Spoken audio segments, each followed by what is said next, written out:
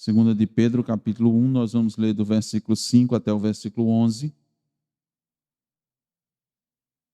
que é o escopo geral da série de pregações que estamos fazendo nesse texto. Segunda de Pedro 1, do 5 ao 11, diz a suficiente palavra de Deus. Por isso mesmo, vós, reunindo toda a vossa diligência, associai com a vossa fé a virtude, com a virtude o conhecimento, com conhecimento o domínio próprio, com domínio próprio a perseverança, com a perseverança a piedade, com a piedade a fraternidade, com a fraternidade o amor. Porque estas coisas existindo em vós e em vós aumentando, fazem com que não sejais nem inativos nem infrutuosos no pleno conhecimento de nosso Senhor Jesus Cristo. Pois aquele a quem estas coisas não estão presentes é cego, vendo só o que está perto, esquecido da purificação dos seus pecados de outrora. Por isso, irmãos, procurai com diligência cada vez maior confirmar a vossa vocação e eleição, porque procedendo assim não tropeçareis em tempo algum.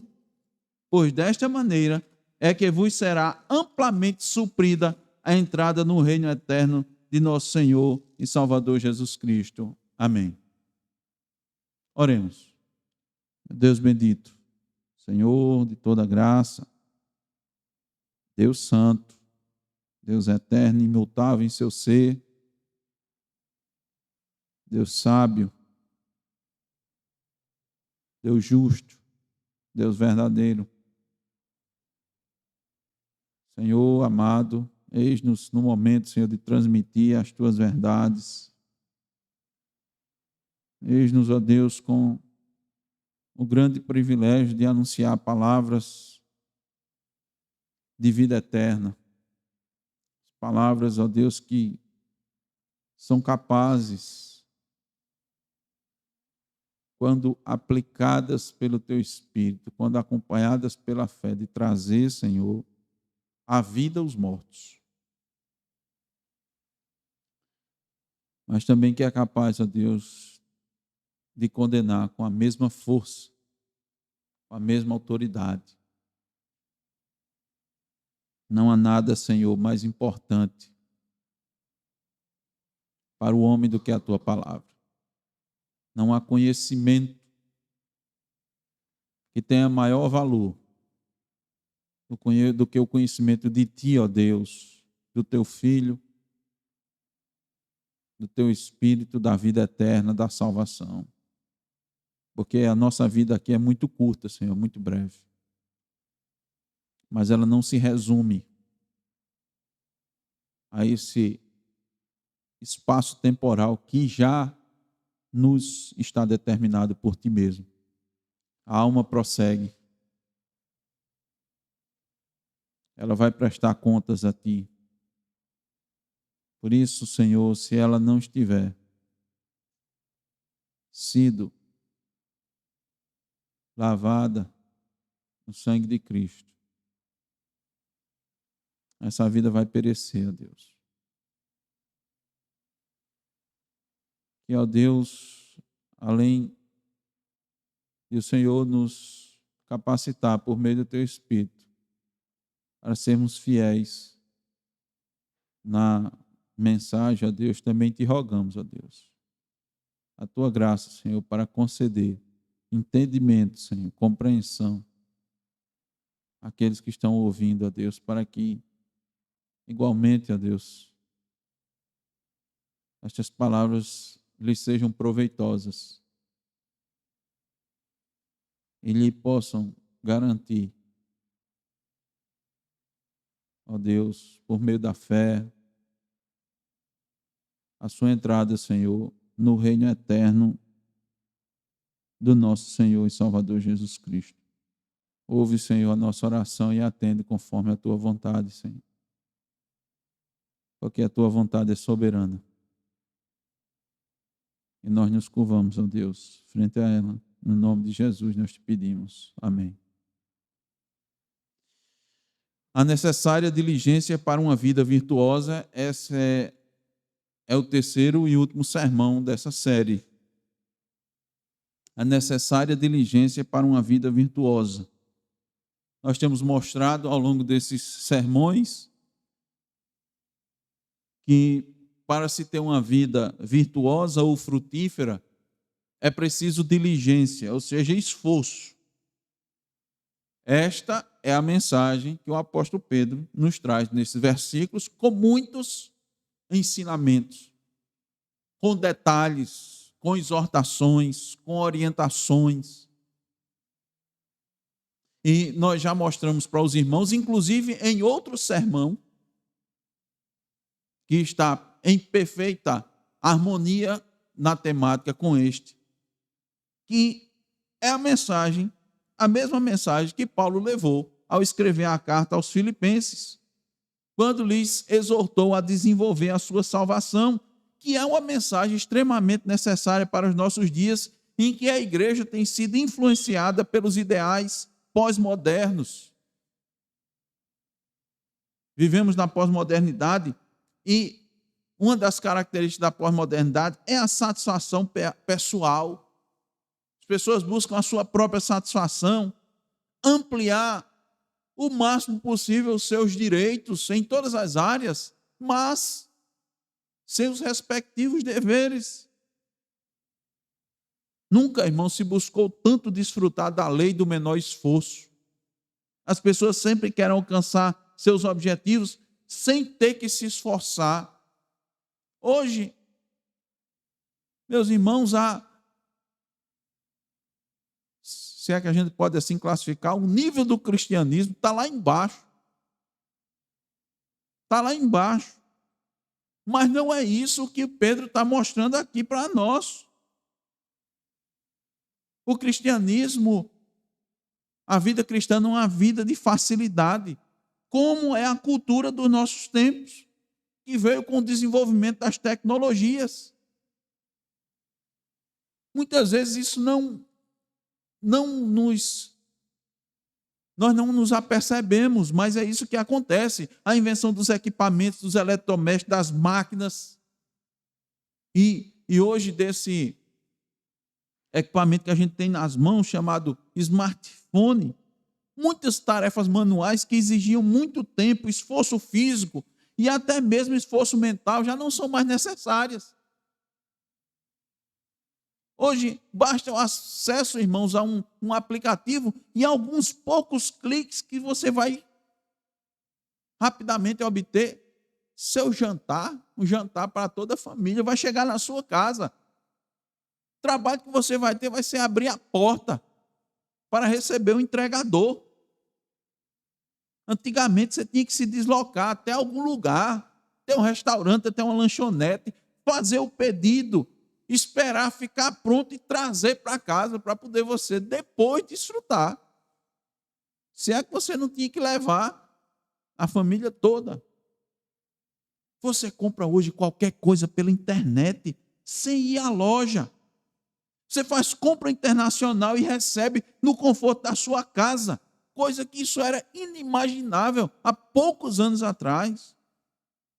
Você tem acesso a conteúdos e informações de todo o mundo, inclusive pregações, estudos devocionais de pregadores conhecidos, escritores de livros.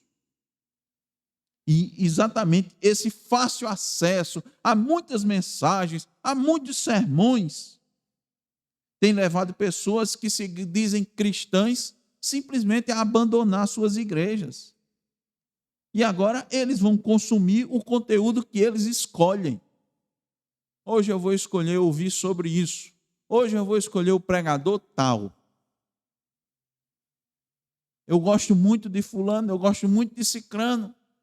Então eu vou ficar ouvindo as suas pregações que tem aos montes na internet. Eu posso passar o dia inteiro ouvindo sermões e mais sermões e não vai acabar. A parcela dos chamados desigrejados aumentou exponencialmente. E não são poucos os cristãos que acreditam que não tem nenhum problema nisso. Você é um cristão, está em contato com muitos crentes, você não vai para a igreja, mas você tem contato com muitas pessoas pelas redes sociais. Você está se alimentando da palavra, então qual o problema?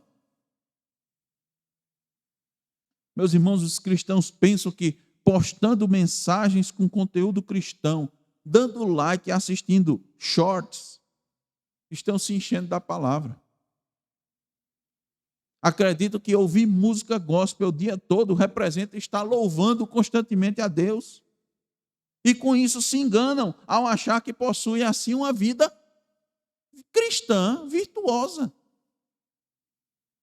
Eu canto o dia todo, eu ouço sermões, eu falo de Deus. Meus irmãos, prestem bem atenção.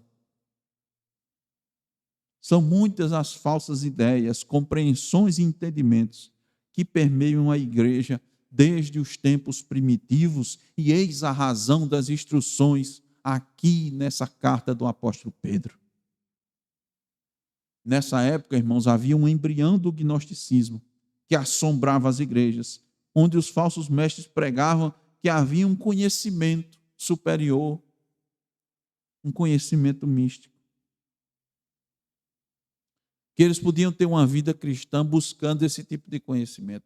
Inclusive que essa vida cristã seria melhor. Pedro exortou esses irmãos aqui dizendo: uma vida cristã verdadeira, frutífera, virtuosa, só vem por meio da diligência, do esforço. Não vem de outra maneira. Vida cristã, irmão, sem esforço é ilusão, é falsa. O que é que Pedro nos disse até agora? Desenvolva as virtudes. Desenvolva a fé. Como é que você vai desenvolver a fé? Quando você estiver numa situação em que tudo à sua volta diz o contrário, e mesmo assim você está confiando no Senhor e na sua palavra. Você desenvolve a fé nos momentos de dificuldade. Quando você é provado, desenvolva a bondade, ou seja, a virtude, reflita o caráter de Cristo na sua vida. Os irmãos já imaginou o quanto isso requer de nós? Refletir na nossa vida o caráter de Cristo. Agir nas circunstâncias difíceis como Cristo agiu. Fazer como Estevão. Ele refletiu o caráter de Cristo, o caráter perdoador de Cristo. Estava sendo apedrejado e disse: Senhor, não imputes o pecado deles.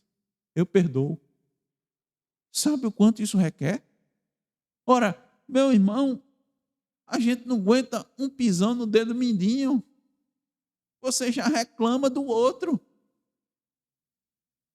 A gente costuma dizer: você não aguenta uma cara feia.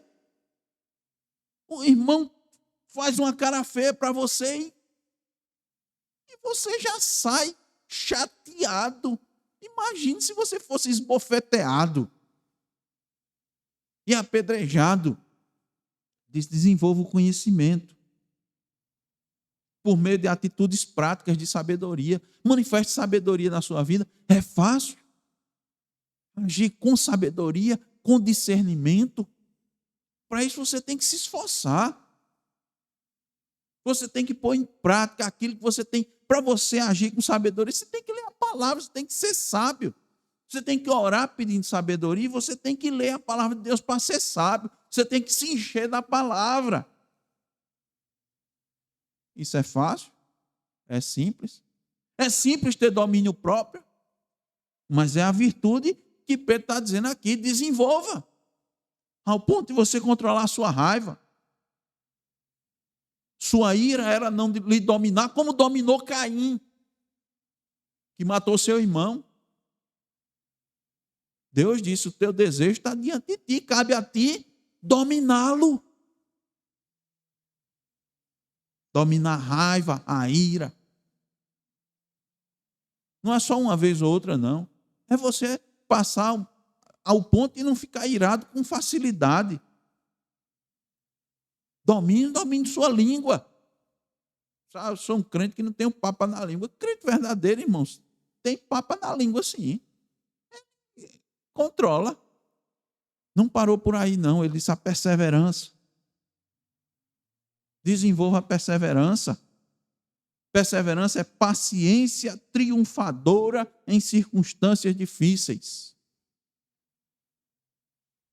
Você perseverar ali, ó, se segurar, confiar, não se desesperar na situação complicada. Isso aqui eu sei que o Senhor vai dar a vitória. Eu sei que o Senhor vai dar a solução. Eu vou me manter paciente. Como nós aprendemos no retiro. Ficar em silêncio diante de Deus. Em silêncio. A piedade, que significa conduzir sua vida pelos valores de Deus. É fácil abandonar os valores do mundo? Está invadindo. Estão a todo tempo tentando nos convencer o mundo dos seus valores. Querendo dizer para você aquilo que é bonito, aquilo que é belo, aquilo que importa, aquilo que vale a pena você investir. O mundo está dizendo. E você abandonar essas coisas que satisfazem o seu coração, que alimentam o seu ego, que lhe fazem sentir lá em cima para adotar os valores de Deus. Quais são os valores de Deus? Seja manso, porque os mansos herdarão a terra. Seja um chorão. Chore seus pecados. Seja um pacificador. Promova a paz. Esses são os valores, né? Seja pobre. Pobre de espírito. Considere o outro superior a você mesmo. Esses são os valores da palavra de Deus. Seja humilde, como foi Cristo, que deixou a sua glória, não buscou os seus próprios direitos. Né? É fácil? Esse é o verdadeiro cristianismo. É o cristianismo do esforço. Seja fraterno para com seu irmão, para com o próximo. Ame com o amor sacrificial. O amor sacrificial é aquele que se sacrifica. Você vai pagar o preço para amar. O amor sacrificial é que você paga o preço. Não é você amar simplesmente aquele que sempre lhe ajeita. Não, sempre aquele que lhe agrada. É pagar o preço pelo amor, porque Cristo fez isso. Esse é o cristianismo verdadeiro. Isso requer, irmãos, esforço, diligência. Requer você. Não, isso não é de graça, isso não é fácil. Viver o cristianismo verdadeiro não é fácil. Não há, irmãos, verdadeiro cristianismo sem esforço, sem prova de fé, sem mortificação da carne, sem fruto do Espírito, sem luta contra as vontades, sem transformação da vida pela renovação do Espírito, sem combate ao orgulho, à soberba, à inveja, à concupiscência da carne, à preguiça. Não há cristianismo sem isso. Mas Pedro não parou por aí. Ele disse que não basta desenvolver, é necessário, além de desenvolver, que requer um esforço muito grande, você ainda tem que ampliar. Foi o que ele disse. Ampliar suas virtudes. Aquilo que Deus lhe deu, você vai ampliar, porque tudo de bom vem de Deus. E você ainda vai procurar os melhores dons além disso, né? Ó Senhor, tu me deste, aquilo que o Senhor me deu, eu quero desenvolver. Eu já tenho uma lista, 8 virtudes. Mas elas não precisam só desenvolver, elas precisam ser ampliadas, aumentadas. Por meio de quê? De uma vida frutífera, de uma vida ativa, de uma vida atenta às necessidades, às oportunidades do reino de Deus. Por meio de uma vida que não se deixa levar pelas coisas desse mundo que sufocam o crescimento na fé. Por que muitos, irmãos, não conseguem crescer na fé? Se mantêm ali, porque eles estão de olho nas coisas do mundo. E a parábola da semente diz que as coisas do mundo sufocam, como espinhos. Você não consegue crescer, por quê? Está com o coração ainda nas coisas do mundo, está valorizando o que o mundo valoriza. Não estão dispostos a pagar o preço. Aí, ficam com as preocupações que os ímpios têm, em vez de estar se voltando para o reino de Deus. Pedro disse também, amplie as virtudes por meio do discernimento espiritual. Se você não se esforçar, é como Pedro estivesse dizendo assim, se você não fizer esse esforço, você vai se tornar um cego espiritual. O cego espiritual, irmãos, esquece sua profissão de fé, esquece seu batismo, esquece que foi sepultado para o mundo. Por isso, há pessoas que fazem parte da igreja, mas só conseguem enxergar as coisas da terra. É o que Pedro disse. Um cego que enxerga pouco.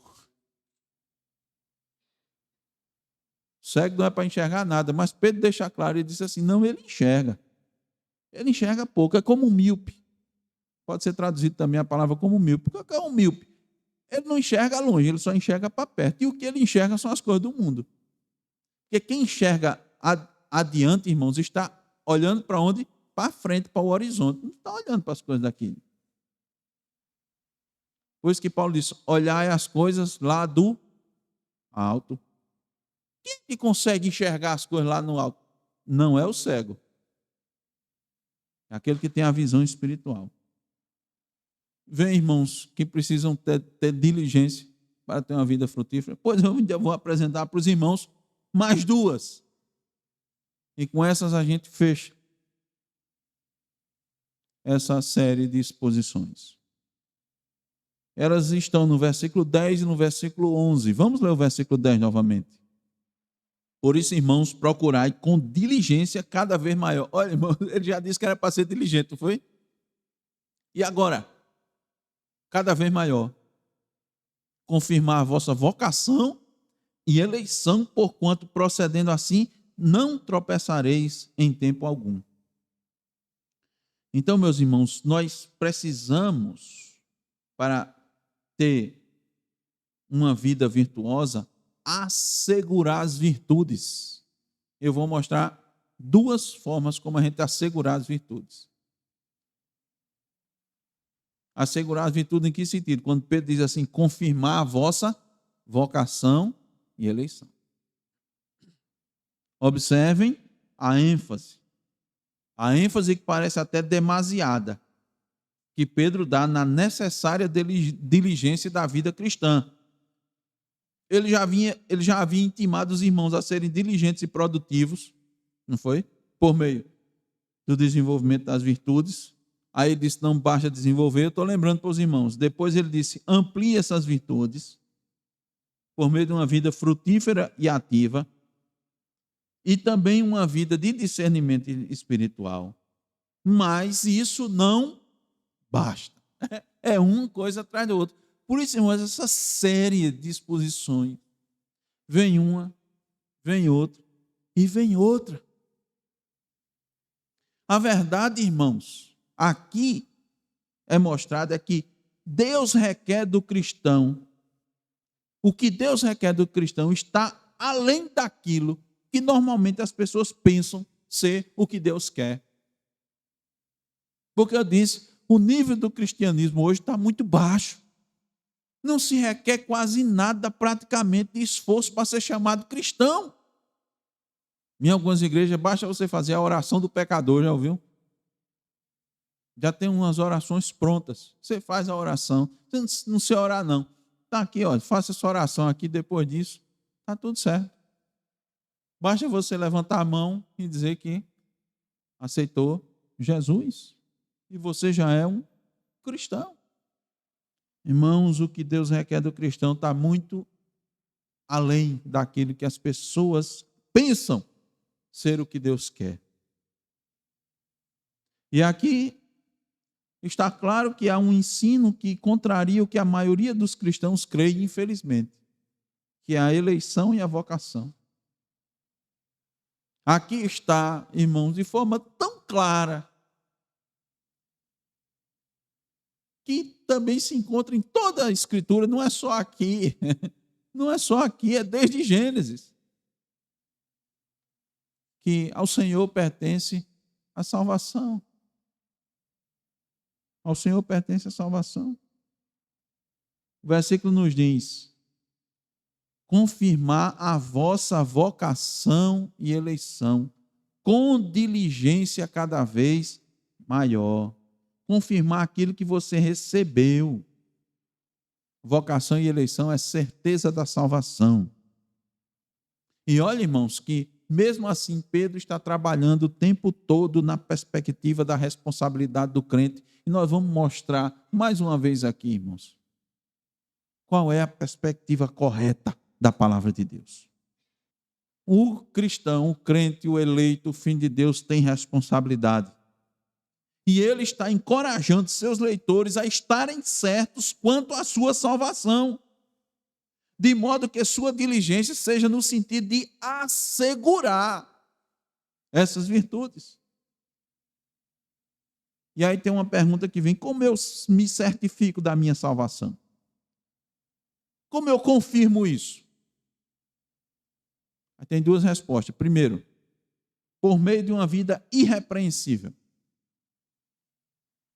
Olha, por isso, irmãos, procurar com diligência cada vez maior confirmar a vossa vocação, ou seja, esforce, seja diligente para você assegurar as virtudes que você recebeu. Porquanto, procedendo assim, não tropeçareis em tempo algum. Quando você tem uma vida irrepreensível, que essa é uma vida sem tropeço, você está confirmando a sua salvação e eleição. Aqui não se trata de ter a possibilidade de manter ou conquistar a salvação, nem muito menos a possibilidade de perder a salvação, mas de se certificar da salvação. É isso que Pedro está colocando aqui. Warren Wiersbe disse que a prova de que o indivíduo é salvo não é a sua profissão de fé, mas seu progresso na fé. O quanto ele progride, à medida que ele cresce. E como é que ele cresce? Com esforço, com diligência. E quando ele faz isso, sua vida vai se tornando irrepreensível. Ninguém pode sustentar, irmãos, que é um eleito de Deus, é um filho de Deus, é um chamado de Deus, se está vivendo contrário à vontade revelada de Deus. Como você pode dizer que é um filho de Deus se está vivendo contrário à palavra de Deus? E para viver conforme a vontade de Deus é preciso esforço, diligência. A linguagem, irmãos, usada por Pedro é equivalente à seguinte: esforcem-se com todas as suas energias para confirmar a vossa vocação e eleição. Eleição e vocação. E esse esforço não é para ser programado para a próxima semana, para daqui a 2 meses. Tem um sentido de urgência. É para ser feito sem demora, como acontece com o paciente que dá entrada no pronto-socorro perdendo muito sangue. Todos sabem que se alguém chega no pronto-socorro perdendo sangue, se nada for feito, a pessoa vai morrer. Ele vai a óbito. Então, essa diligência é nesse sentido aqui. que não é para... Não, eu vou me esforçar, mas espera aqui um pouquinho, né? Eu tenho aqui algumas coisas para fazer, eu tenho assim muitas tarefas já programadas, então eu vou terminar de fazer isso aqui, eu vou cumprir essa parte aqui e depois eu vou me esforçar nesse sentido. Eu vou observar tudo aí direitinho. Não, nesse sentido. É um esforço agora, imediato. E outra coisa muito importante que podemos entender nas palavras de Pedro é que esse esforço não é um esforço pontual. Você olha assim e diz, rapaz, tem que se esforçar muito mesmo. Não é verdade, eu estou entendendo. Tá aí, eu estou entendendo que o esforço tem que ser grande na vida cristã. Então, é o seguinte, eu vou, então, assim, me programar e vou fazer esse esforço aqui, como eu disse aos irmãos, num momento programado. Irmãos, esse esforço aqui tem que fazer parte da rotina, tem que ser diário. Não é o pontual. Não é quando você se prepara, por exemplo, para fazer a maratona de São Silvestre, né? A maratona de São Silvestre é uma maratona conhecida, mas ela ocorre apenas uma vez por ano. Você tem que se esforçar muito para participar de uma maratona? Tem, não tem? Mas esse esforço aqui do cristão é um esforço diário. E aqui está, irmãos, a doutrina que dá vocação e eleição, tão rejeitada por muitos. Tão rejeitada por muitos. Mas, irmãos, Pedro está dizendo aqui o seguinte: só uma vida santa é evidência da eleição. Só uma vida santa é evidência da eleição. Pedro quer que os destinatários dessa carta entendam que Deus é quem chama e vocaciona, mas que é deles a responsabilidade de se esforçar para se apropriar de sua vocação e eleição. Uma vida irrepreensível é a prova da eleição. Uma vida irrepreensível é prova da eleição. Meus irmãos, Deus nos escolheu antes dos tempos eternos. Está lá em 2 Timóteo 1,9. Está lá em João 15,16 que Ele nos escolheu. Antes da fundação do mundo, fomos eleitos para sermos santos e irrepreensíveis, Efésios 1,4. Nós fomos escolhidos pela obediência do Espírito e fé na verdade, segundo Tessalonicenses 2,13. Eleitos para a fé e não por causa da fé, Atos 13,48, e também para as boas obras, Efésios 2,10.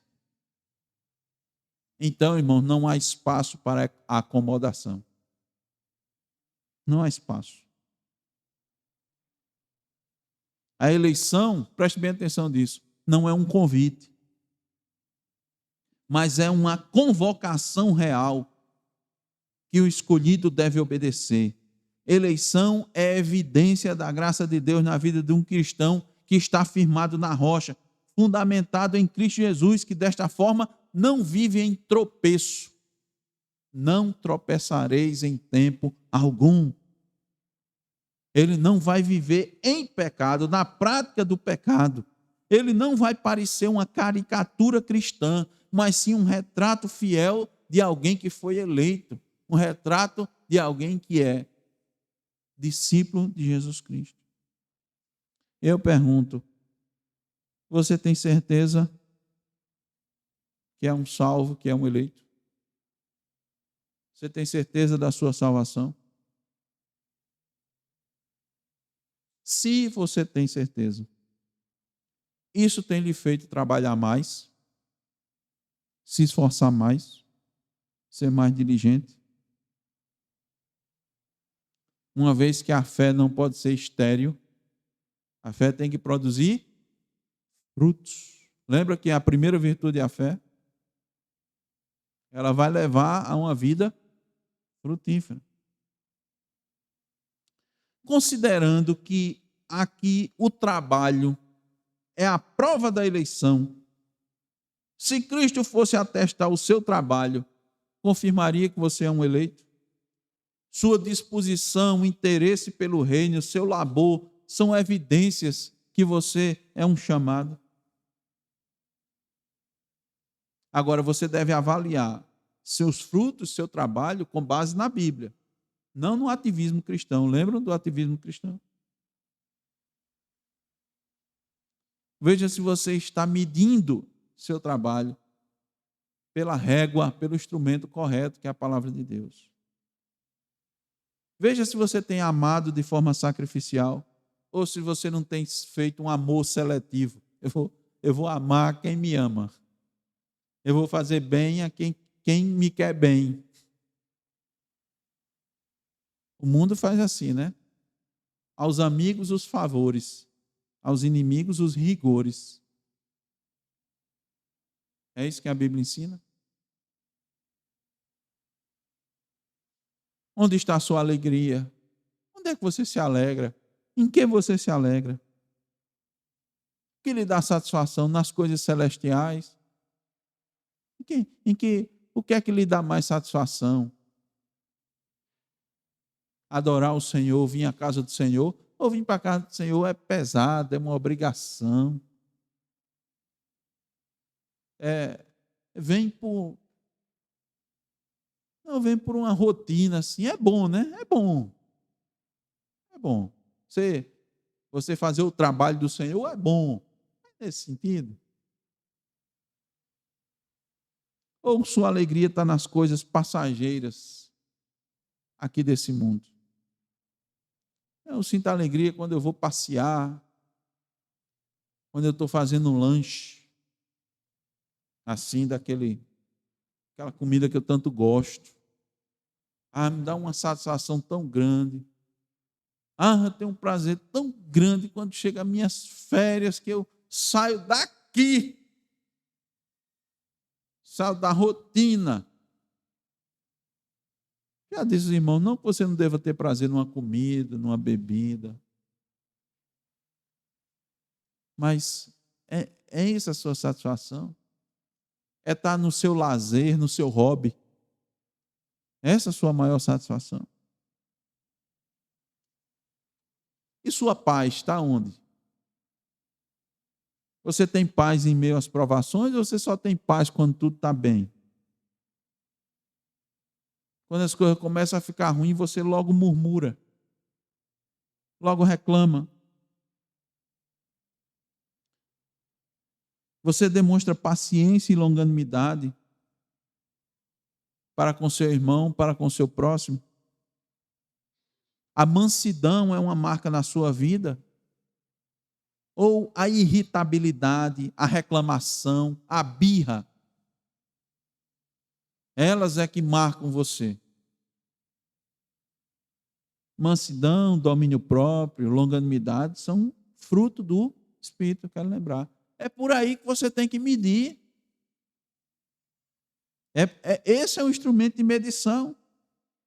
A eleição, irmãos, é fundamentada no propósito eterno de Deus.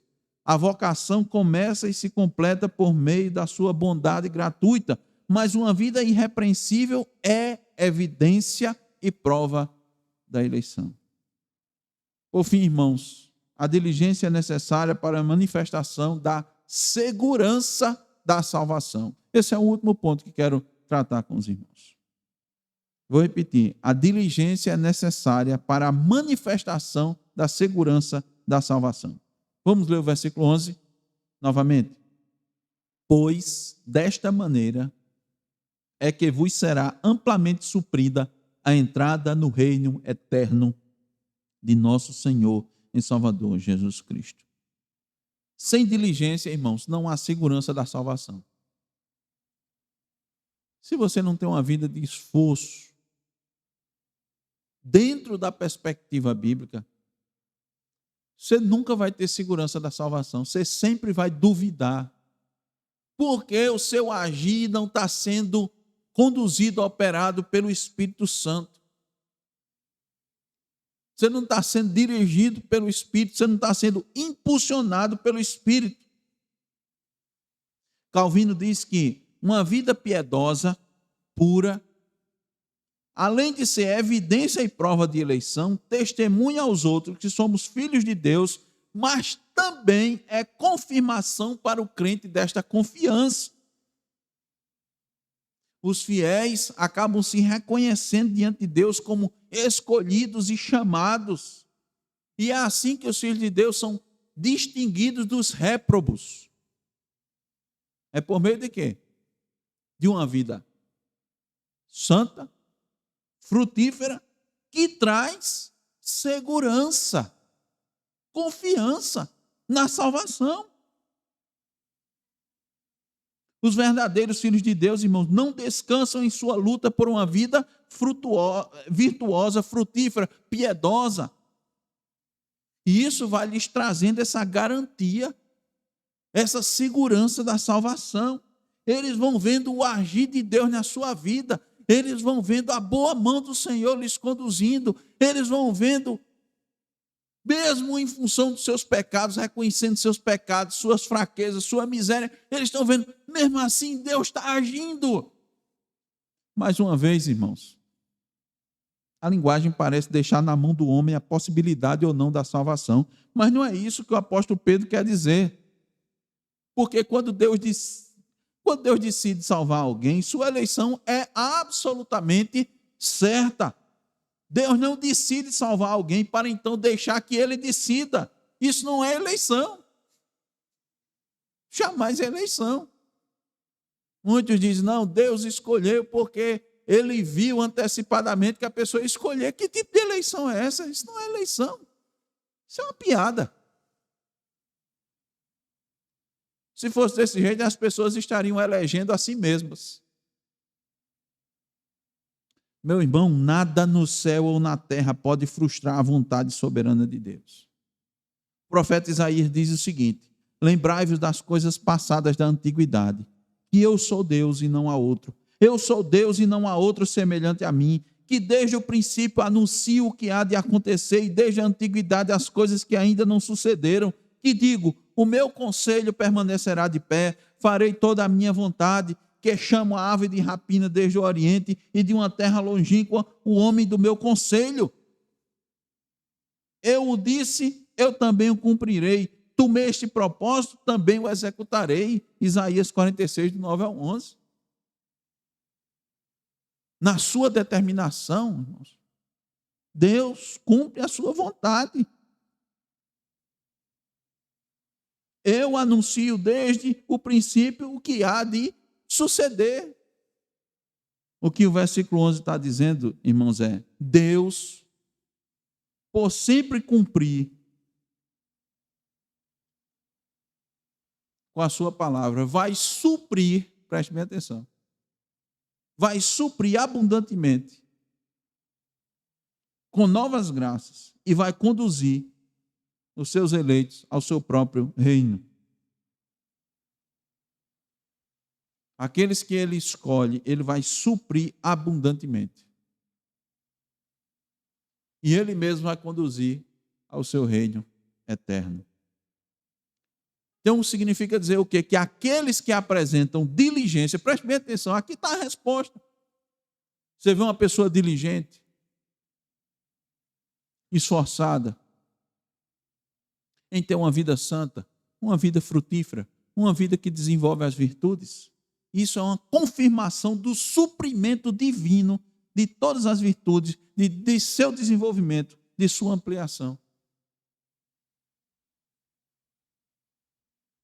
Para Kistemaker, Deus responde à fidelidade do ser humano e o supre ricamente a entrada no reino. Agora lembre-se que o próprio Deus é quem age primeiro no homem, porque Paulo disse, porque Deus é quem efetua em vós tanto querer como realizar segundo a sua boa vontade, Filipenses 2,13. Agora, irmãos, de fato, talvez seja isso, exatamente isso que eu vou lhes dizer. Preste bem atenção aqui, que muitos não entendem. Sabe o que é? Que a partir da salvação, veja, a partir da salvação, há uma ação de sinergia. O que isso quer dizer?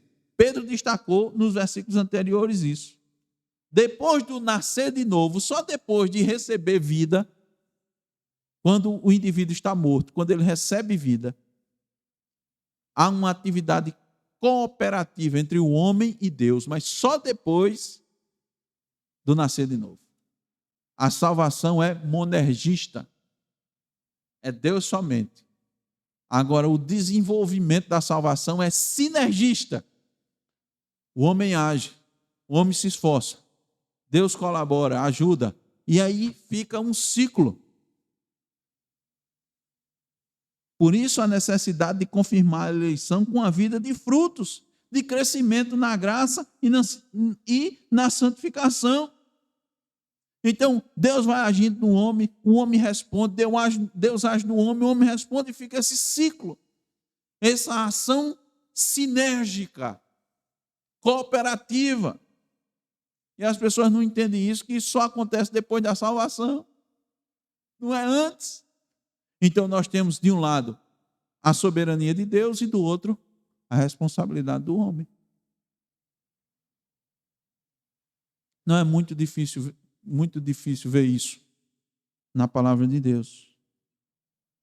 Agora, eu digo que deve ser, de certa forma, muito angustiante para as pessoas que são cristãs ou que se dizem cristãos, que afirmam a perda da salvação. Porque elas não têm segurança, vivem na corda bamba, a depender da sua obediência. Eu vi uma expressão de R.C. Sproul que foi muito interessante. Vou contar para os irmãos. Normalmente, a flor do cristão é a tulipa, né? E a gente diz, por causa dos 5 pontos, né? A depravação total, da eleição incondicional, da expiação limitada, da graça irresistível, da perseverança dos santos. Aí ele diz que essa é a flor dos reformados, né? A flor dos calvinistas. A flor dos semi-pelagianos é a margarida. Sabe por quê? O pessoal pega uma margarida e vem, bem me quer, mal me quer. Você não sabe, você não tem segurança. Ora você tem a salvação, ora você perde. Ora Deus lhe ama, ora Deus não lhe ama. Ora Deus lhe ama, ora Deus não lhe ama. Os que creem, irmãos, que seu destino final está nas mãos de Cristo, eles têm muito mais condições de dar fruto em abundância. Ao contrário do que dizem, eles, não, você já está garantida a salvação, você vai relaxar. Aonde tem isso na Bíblia? Onde está esse ensino? Onde está essa compreensão? Que aqueles que têm segurança da salvação relaxam. Não é esse ensino aqui. Não é essa exortação. Isso não é verdade. O que eles têm é a promessa que nada pode lhes separar do amor de Deus. Romanos 8, 38 a 39. A verdade é que eles são constrangidos pelo amor de Cristo, segundo Coríntios 5, 14. Eles recebem, pelo poder de Cristo, pelo dunamis, tudo que conduz à vida e à piedade, quando vimos em 2 de Pedro 1, 3. Por isso, finalzinho do versículo 11, será amplamente suprida a entrada no reino eterno de nosso Senhor e Salvador Jesus Cristo. As aplicações finais, irmãos, para concluirmos o sermão, eu faço inicialmente mais uma pergunta. Você que está me ouvindo, tem a certeza de que Deus lhe supriu a entrada no reino eterno de Cristo Jesus? Veja, o que é que Pedro nos diz? Que este reino não está sujeito às limitações do tempo e do espaço, porque é eterno. Ele existe para sempre.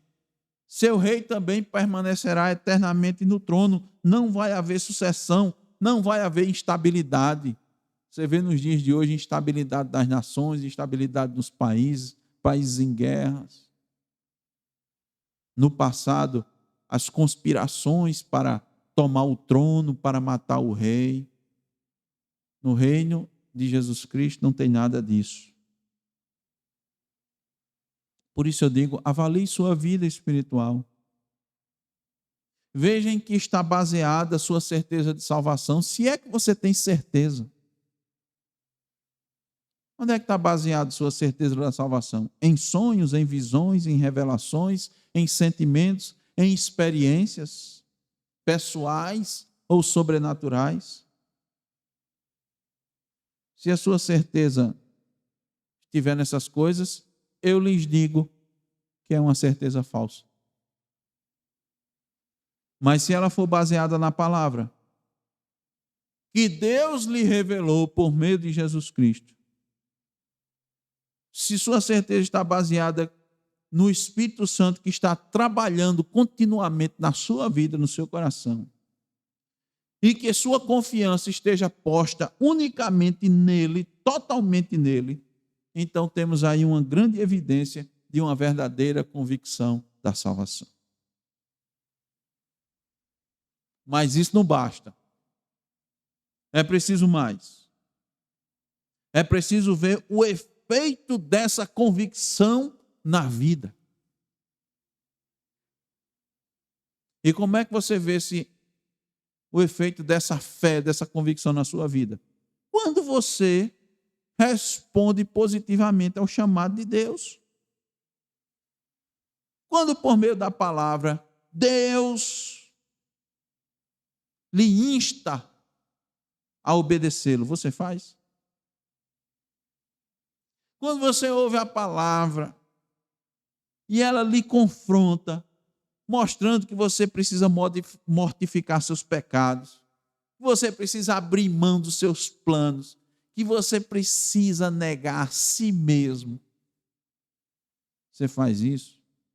Porque se você precisa amar mais a Deus do que a seu pai, do que a sua mãe, do que a seu marido, a sua esposa, o seu filho, seus amigos, seus parentes, seu trabalho, seu dinheiro. Você faz isso? Quando Deus lhe exorta a desenvolver a sua salvação por esforço, apresentando os frutos, você faz, mesmo que lhe custe caro. A mensagem aqui de Pedro é essa, irmãos. Em todos esses versículos. Para se ter uma vida virtuosa, para se ter uma vida santa, para se ter uma vida frutífera, é necessário diligência. E diligência é marca do salvo, do eleito, do vocacionado. Que sejamos, irmãos, como árvore plantada junto à corrente de águas, que no devido tempo dá o seu fruto. Amém.